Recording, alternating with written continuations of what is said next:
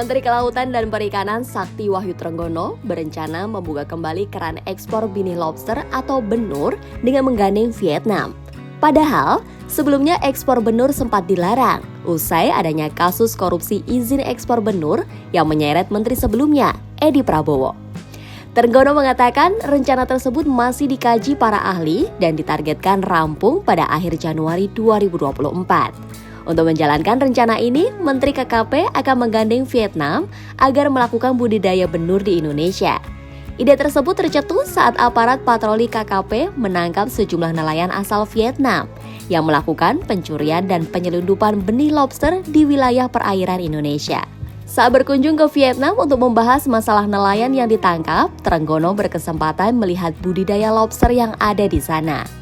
Para nelayan Vietnam mengatakan jika ekspor ilegal benur dari Indonesia bisa mencapai 600 juta benih. Nelayan-nelayan itu juga menjelaskan mendapatkan benur ilegal dari Malaysia dan Singapura. Padahal kedua negara ini tak memiliki benur. Hal yang lebih kontras terlihat dari nilai ekspor lobster Vietnam ke Cina mencapai 2,55 miliar US dollar per tahun. Sedangkan Indonesia sebagai negara penghasil benih lobster hanya berkisar 20 juta US dollar hingga 30 juta US dollar. KKP kemudian membuka opsi melakukan kerjasama antar pemerintah. Nantinya, Indonesia akan memenuhi kebutuhan benih lobster dengan syarat Vietnam harus membayar secara resmi.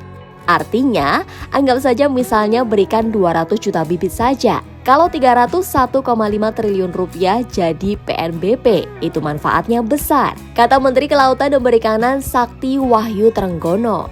Sebelumnya, mantan Menteri Kelautan dan Perikanan Susi Pujiastuti sempat melarang ekspor benih lobster lantaran dinilai merugikan negara.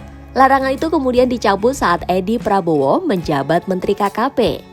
Trenggono kemudian kembali menutup keran ekspor benur melalui Peraturan Menteri Kelautan dan Perikanan Nomor 17 Tahun 2021 tentang pengelolaan lobster, kepiting, dan rajungan di wilayah perairan Indonesia.